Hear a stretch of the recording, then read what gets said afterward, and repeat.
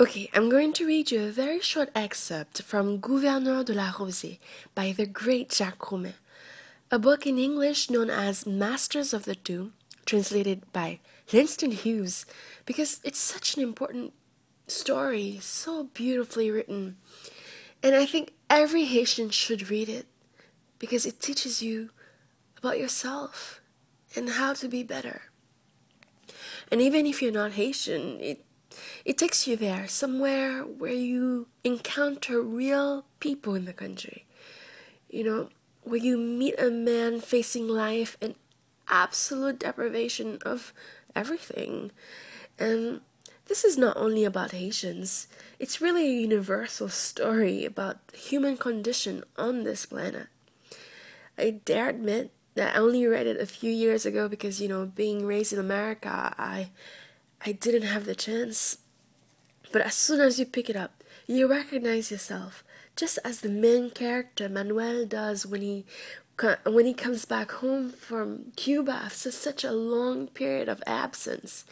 He knows he's home instantly, even if the landscape has changed so drastically.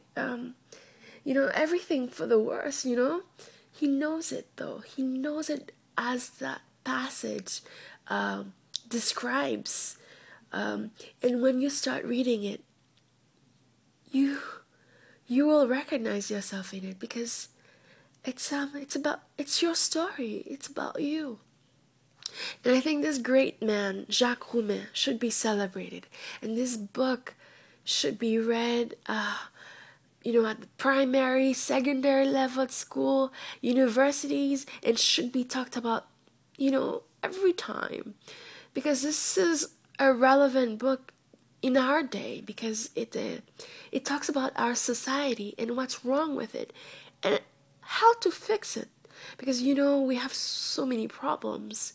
Yet, when reading this story, you can even find a solution if you want to go there, because it has it. It has what's wrong with our society and in every aspect of it. And, if you haven't done so yet, please, I implore you to read it. And, okay, this passage I will read, very short paragraph, but it's in French because I have the book in French. But of course, you can find it online, Masters of the Do, which I recommend you to do. Okay, it goes as follows. Si l'on a de pays, si l'on y est né, comme qui dirait, natif natal, eh bien, on l'a dans les yeux, la peau, les mains, avec la chevelure de ses arbres, la chair de sa terre, les eaux de ses pierres, le sang de ses rivières, son ciel, sa saveur, ses hommes et ses femmes. C'est une présence dans le cœur, ineffaçable.